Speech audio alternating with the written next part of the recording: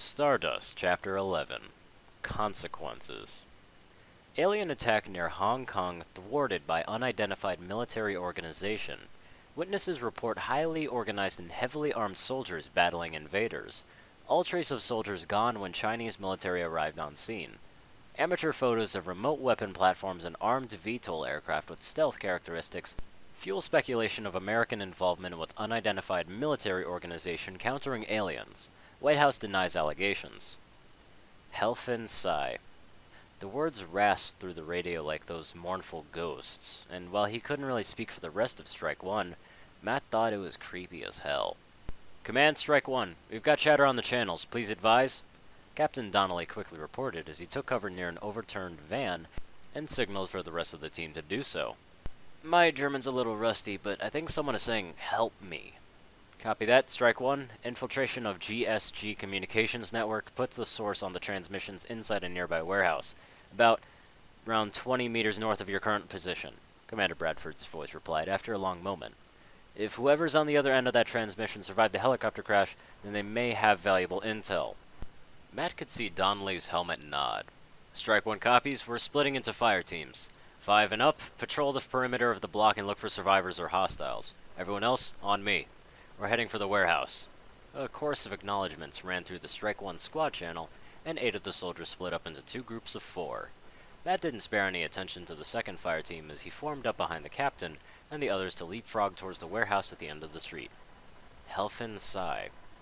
Whoever that is, they're definitely asking for help. They might be injured. Rommel translated, and he subconsciously patted one of his belt pouches for his first aid gear. Donnelly nodded again and motioned towards the door. Command Strike 1, we are breaching the warehouse now. With that, Hale slowly opened the door and stalked into the room with her shotgun leveled. Rommel and Donnelly followed up with their rifles, and Matt brought up the rear. In contrast to the destruction and bodies outside, the warehouse was completely untouched. With boxes and pallets of products stacked in neat, orderly rows, the only thing out of order was the shoddy lighting conditions indoors, where every other overhead light seemed to be flickering or entirely dark. It was a good approximation of hell just for about any soldier, with multiple lines of sight from deep within the darkened warehouse and little cover nearby the door that Strike 1 hustled through. Despite Murphy's Law, the soldiers were able to make it to the first row of pallets near the loading dock and take cover without incident. A long moment passed before Donnelly motioned for the team to move ahead, only for everyone to freeze as they heard those words again. Helfen sigh. The words were heard in stereo, though the radio in Matt's ear as well as hearing the speaker himself. A shuffled footstep echoed into the warehouse, followed by what sounded like metal scraping on the concrete. All eyes turned to the direction of the sound. Contact center aisle, Hale reported crisply, and the shape of a human in tactical gear could be seen staggering towards them in the flickering light of the aisle. He leaned heavily on the 2 rows of pallets beside him with each step, and his head drooped, and Matt could make out the distinctive shape of a pump-action shotgun dangling from his hand while its muzzle dragging on the ground while the other held a grenade. Rommel, get him into cover. We'll cover you, Donnelly ordered. Grenzschutzgruppe, Free und Schalfspeer. Rommel called out in German before slowly rising to cover with both hands raised. He let his rifle dangle from its strap as he slowly produced his first aid kit, with the Universal Red Cross symbol clearly emblazoned on it. Legen Sie Waffen auf den Boden, und wir können Ihnen helfen, wenn Sie verletzt sind. Helfen Sie. The GSG soldier moaned, and he stopped his advance but didn't drop his weapons. Rommel stepped out from behind the pallet while keeping the first aid kit clearly displayed as he approached. There's no obvious injuries, though his slurred speech and lack of balance might be due to concussion. Rommel summarized quickly as the distance closed before turning back to the GSG soldier. Macht dir keine Sorgen. Hier stehen wir Starkugen. Warum gehst du nicht? Senken Sie Ihre Waffen und wir können Sie fixiert up, ja? The GSG soldier slowly raised his head to look squarely at Rommel, and for a second the light above him stayed on before flickering out again. The GSG soldier's eyes were rolled up into the back of his head, and the blood vessels around his head were swollen to the point of being visible from Matt's current position. Although visible in that brief moment with a thin tendril of violet energy from the back of his head, further down the aisle to a gray humanoid the size of a small child with big black eyes and no discernible mouth. Tote mich! The GSG soldier screamed as a shotgun jerked upward and fired into Rommel's chest, and everything happened at once. Drop it! Drop your weapon! Hale screamed as she rose from cover and leveled her shotgun at the GSG soldier. Command, strike one! Donnelly yelled in the comms. GSG survivor is hostile. Rommel's down! X-ray spotted, end of the aisle! Matt shouted as he rose from cover and drew a bead on it with a rifle. Gott für sich mir. The GSG soldier wailed, and both the shotgun and grenade clattered onto the concrete. The lever from the grenade clattered to the ground beside it a second later, and the grenade was detonated and the GSG soldier was reduced to meat.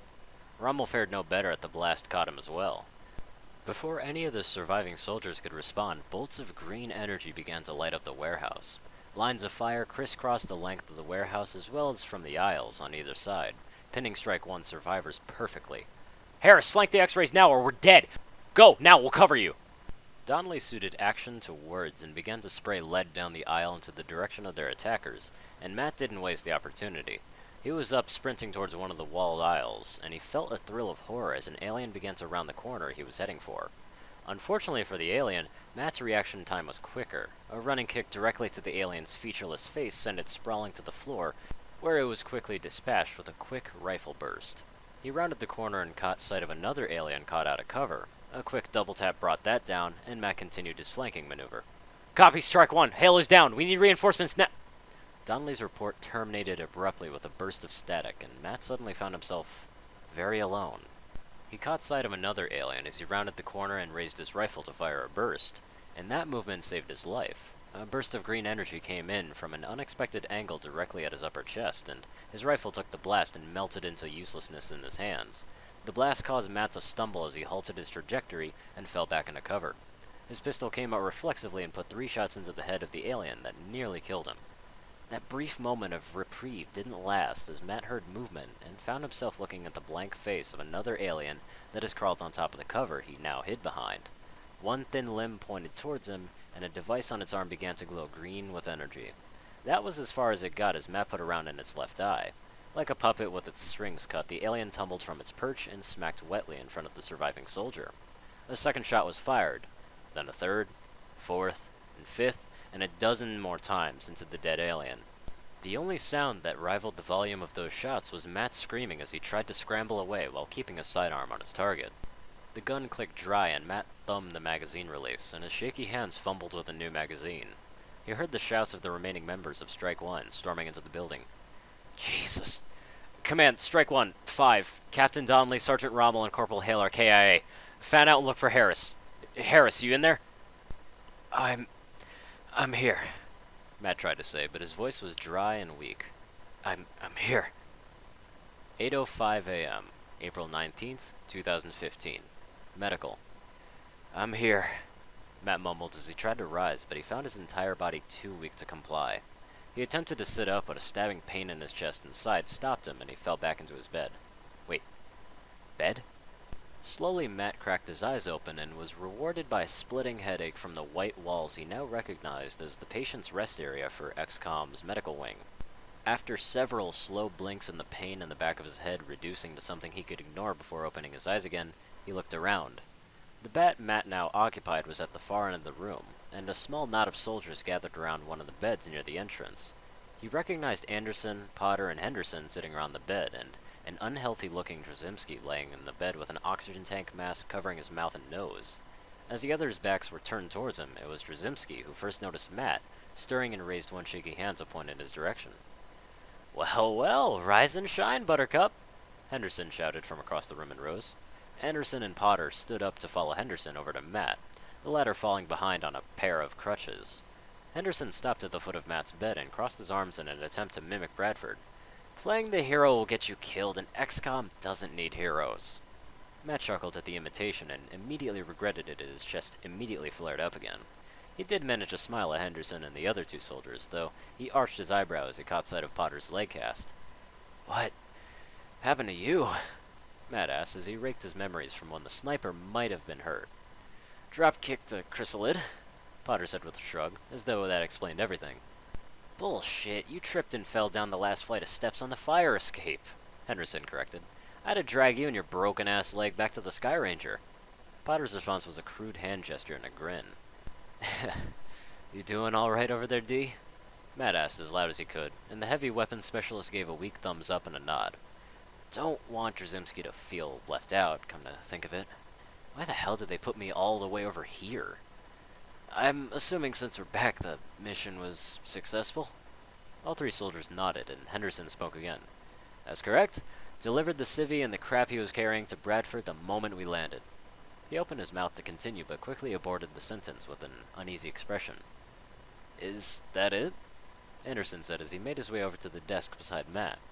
Sitting on the desk was a small glass jar with a warped piece of metal sitting on it. Scuttlebutt says they actually pulled this thing out of your back armor plates. Cut your chest armor and you like butter. A centimeter higher or lower and it might have ricocheted around your ribcage and torn you up pretty bad. Damn lucky. If you hadn't done it, I'd be dead, Jenkins, Drzymski, and the civilian too. Matt nodded wordlessly to accept his thanks before addressing the subject they had all been avoiding. Fowler and Lee? They've been added to the wall, Potter said solemnly. The other teams had some minor wounds, but not really any casualties. Again, morbid silence fell over the group, and Matt noticed one rather noteworthy person that was missing. Hey, where's Lana? I imagine she'd be here with you guys or wounded and here anyways. Henderson's face became pained, and the two other soldiers shared his expression. I haven't seen her since the end of the operation, he said slowly, and he fixed Matt with a serious look. Bradford had a report to the briefing room the moment we landed. I'm afraid I have to ask, what the hell did you two do? Bradford's always met us at the landing pads, but this time he was powered with the wrath of an angry god. Wait, what? Seriously, Potter added nervously. You know, Bradford's famous for his glares, but this one felt like it could melt rock. Then the doctors and scientists started asking us questions over the past few days about you two. Really weird shit. Speaking of which, how did you and Lana pull out of that Houdini act in the Sky Ranger before we embarked? All eyes turned to Matt, and he squeezed his eyes shut as he tried to recall the events preceding the mission. Sky Ranger? Before that, we were in the armory and everyone ignored us. Then there was the run-through on the corridors from the Stardust labs, and then a teleport from the Sky Ranger hangar. He rubbed his eyes as he tried to concentrate. I know I'm forgetting something. I know it. Oh, crap. Before any other questions could be raised, the door to medical slid open and revealed Bradford in all of his terrible glory, followed by a significantly less intimidating Valen. Henderson, Anderson, and Potter stood at attention and stepped aside, although Potter wobbled in place slightly as he tried to keep his crutches out of the way. Bradford and Valen walked up all past three without much of a glance. I need to speak with Corporal Harris, privately, was all he said as he turned his baleful glare upon the bedridden soldier. The remaining members of Strike One beat a hasty retreat and a worried look over their shoulders before Valen pulled a privacy curtain around his bed. Corporal, explain to me exactly what happened before the operation in Hong Kong, Bradford ordered as he maintained his glare. Matt closed his eyes and collected enough of his thoughts before answering. Prior to the start of the operation, Private Jenkins and I assisted with escorting our guest to the location in question, he started, and deliberately kept the details vague. Drzymski's on the other side of the room, but he's still got ears. After the alert was raised, we made our way back to the guest quarters. Before we could leave the armory, the guests... For the briefest of moments, Bradford's glare left Matt to glance at Valen. The scientist nodded after looking at the tablet in her hands, and suddenly the glare was back at him. Just so we're clear, after leaving guest quarters with potentially detrimental effects on yourself and Private Jenkins, you proceeded into the armory and took part in the operation? Without knowing if those effects would risk your life or the lives of your teammates or the security of the operation? Bradford's voice was quiet and even, and was all the more terrifying for it. Yes, sir, Matt replied with the only acceptable answer. Explain yourself. Now. Private Jenkins and I entered the armory, and I made a call to take part in the operation. Jenkins followed my orders. I felt that the greater risk was sending Strike One short-handed. The words came easily, and Matt held a sinking feeling that every word was another nail in the coffin for his career. And during the operation in question, you two eluded the notice of the aliens in combat several times, accounted for a quarter of the confirmed kills, 2 live captures, and ensured the completion of the mission and the survival of your teammates by putting yourself in direct and immediate danger, Bradford further added, and Matt did well to hide his confusion. The commander turned away from both Valen and Matt and crossed his arms in front of him before nodding and turning back. For your actions before this operation, you are suspended from combat operations. You will assist Dr. Valen with the documentation of the effect that was placed under yourself and Lana, and any testing she deems fit to run. Once this is documented to Valen's satisfaction, you may return to active combat operations. Just as the punishment began to sink in, Bradford continued. For your quick thinking and risking your life to ensure the success of the operation and the survival of your fellow soldiers without hesitation, I'm promoting you to sergeant, effective upon your return to active duty. And just as that news registered in Matt's mind, the commander finished. If you threaten the integrity of an operation in this manner again, you'll spend the rest of this war in a cell. Without another word, Bradford turned and walked out with Valen fast on his heels, leaving a thoroughly bewildered soldier behind. 9:10 a.m., April 19th, 2015, Stardust Labs. Twilight Sparkle was worried. It had been 3 days since Matt and Lana left for whatever their jobs entailed, and she hadn't really seen them since. Charles had stopped by several hours after the two had left to inform her that they were alright and the spell was no longer needed, and she hadn't really seen him since either. Kim and Joel were conspicuously absent also, and she hasn't really seen another human for almost 2 days, and that contributed greatly to her worries. Twilight stepped over to her desk with a fresh collection of food awaited her. Each morning the basket was refilled while she slept, since it was always full in the morning. I'm gonna stay up tonight and ask what's going on, she resolved as she eyed the other items on her desk. One side was there with the tablet she was using to learn the English language, while the other was a book that Charles had given her. After waffling for a few moments, Twilight settled on the book. The book's condition wasn't the best, its paperback nature making it more susceptible to the wear and tear. It no doubt suffered through hard use. With a gentle application of telekinesis, she pulled the ragged cover open and arched an eyebrow at the block of text that was on the open cover, that appeared to be handwritten. The text itself was the most recognizable lettering she'd become familiar with, in large block letters that made them easily readable. Dear Ellie, Twilight muttered to herself as she started reading. When you're old enough, I hope you'll learn to love reading as much as I do. Written words, when strung together, have magic to them that can create worlds and heroes the likes of which we had never really seen. Virtually anything can happen with every turn of the page. Hold on to that wonder and you'll go far. Grandpa Ray. She reread the text again before shrugging.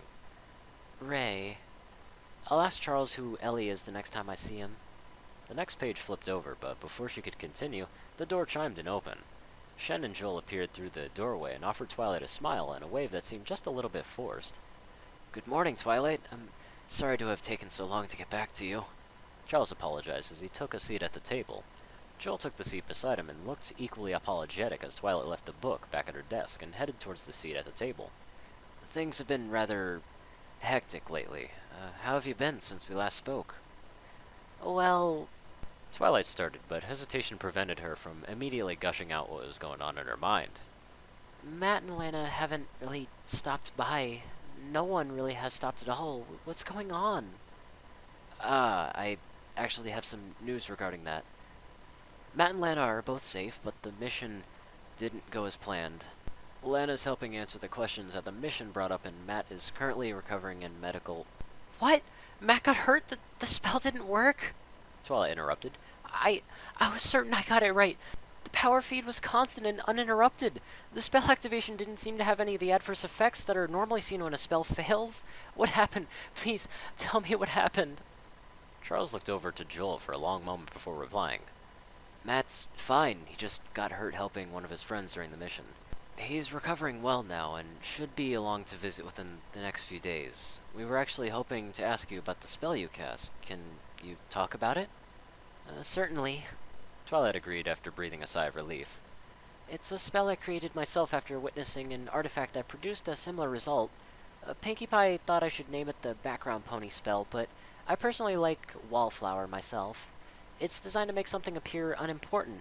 Anyone who views something that's under the effects of the spell will not really see it as anything important, and they won't really remember seeing it either if they recall the time that they saw it. What? Was there something I said? As Twilight continued her explanation, Charles gave Joel a pointed look, who was busy writing down everything he could. When her explanation ended, Twilight could see Charles swallow before speaking. That's rather interesting, Twilight. You mentioned that there was something where you're from that produces this effect naturally? Yep, it was... Twilight brought a hoof to her face. I think the artifact might have affected my memory of it. I remember it was blue, but for my life I can't remember anything else about it. Oh, that's gonna bug me. Anyways, the artifact's owner called it a perception filter, and it was designed to make it unnoticeable. It actually kind of sounded like the exact opposite of another spell I have, and I thought it would be an interesting challenge to make a spell that mimics the effects of the perception filter. Oh, there's a spell that does the opposite? Yes, it's called the Want It Need It spell. Twilight's explanation started out eager, but wilted as the name of the spell came up. Oh, Celestia, why did I bring that up? Please don't ask about it, please don't ask about it, please don't. And what does that one do? Twilight had to suppress an embarrassed groan. It makes its targets more noticeable and desirable to any pony who views it. Can we not talk about it, please? Charles and Joel shared another look at that, before looking back to Twilight silently. Okay, fine. I may have used it once when I was desperate to solve a problem to write about for Princess Celestia. I mentioned that I had written to her once a week explaining what I had learned and the problems that I solved. I couldn't find a problem before the deadline, so I decided to make a problem. It was stupid of me, and I haven't used the spell since. Now, can we please talk about something else, please? Joel was still scribbling away as he took his notes, so Charles took the hint. You mentioned an artifact? Are those very common in your home? Artifacts, I mean. Well, yes and no. Twilight started, and she couldn't help but smile as the subject turned into something she was not really only comfortable with, but she was well versed in. I've studied quite a few magical items, and I've come across several as well. The elements of harmony are the ones I'm most familiar with, though. 9:15 a.m. April 19th, 2015. Stardust Labs. And now they're talking about magical items from where Twilight's from. Lana translated before looking to the others in observation. Kim was by far the least intimidating presence as she sat at one of the monitoring stations to record not only Twilight's conversation, but Lana's translation as well. Valen was beside her and taking her own notes as she observed. The most oppressive presence in the room was Bradford, who was glaring through the one-way mirror with enough intensity that Lana half expected a hole to start melting in the glass itself. A long moment of silence passed between the occupants of observation before Bradford finally spoke up. I expect a report within a week. Moira, I'm assigning you with Jenkins full-time to assist with testing. Harris will join you as soon as medical clears him. I want to know every last strength and shortcoming of this ability by the end of the month, as well as details you can manage to gain from this other ability that it mentioned. It will be done, Commander. One last thing. Bradford turned to face Valen directly, and Lana couldn't help but look away from the looks he was giving her. Valen weathered it by far. She withered only slightly under that glare. This subject has responded to positive reinforcement and social engagement over professional distance and orders. Lana could see Valen's eyebrow twitched, and the grip on her tablet tightened to the point where her knuckles were white. What are you proposing? She asked through her gritted teeth. I'm proposing that you treat the subject with a modicum of respect, Bradford answered levelly. While the two were speaking in a cordial if somewhat forced manner, Lana couldn't help but imagine a clash of two giant titans as the two monumental willpowers tried to overpower the other. Be polite, and if it refuses to perform a task you ask of it, do not press the issue. Your suggestions are appreciated, but these are not suggestions, Bradford interrupted, and his tone of voice became tight and clipped. The practices and testing procedures of the science team are wholly at my discretion. Valen replied tersely, but withered even further as Bradford's glare took on a whole new level of wrath. Unless those practices directly threaten the safety of this facility or the XCOM project, which is my purview, Bradford's voice hadn't raised a decibel, but to Lana's ears, he might as well have been screaming. I've reviewed the footage from your testing procedures, and your behavior with the last round of testing was wholly unacceptable. I'm starting to doubt your professional detachment, Doctor. Detachment? You questioned me when Shen's presence during testing is likely the only reason why you're alive. He has been a calming influence on the subject since its capture, and he was also the first to realize the potential threat it possesses if it feels endangered. Tell me, Doctor, what do you feel would have happened during your test last time if Shen had not been there? Are you confident in the countermeasures you have developed thus far to contain the subject if it feels threatened enough to act violently? Are you confident in our current capacity to defend ourselves from it if such violence were to occur? Valen's jaw clenched, and the hand not clutching her tablet balled into a fist, and began to shake slightly as Bradford continued to scowl at her. I understand, Commander, she ground out as she broke eye contact to look away. Bradford's glare held for just a moment longer before nodding. I want that report in 1 week, and a comprehensive report on all your findings by the end of the month. And I do not want to hear about any more problems from this project. Am I clear? For a brief moment, that glare fell upon Lana as she tried to resist the impulse to suck in a breath through her teeth. And then the moment was gone as Bradford turned and walked out of the observation without another word.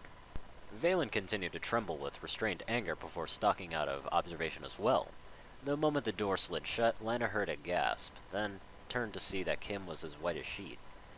Dear God, that was painful just to be around. Dr. Valen is going to be rather tense for the next few days, Kim predicted, and Lana could only nod her head in agreement.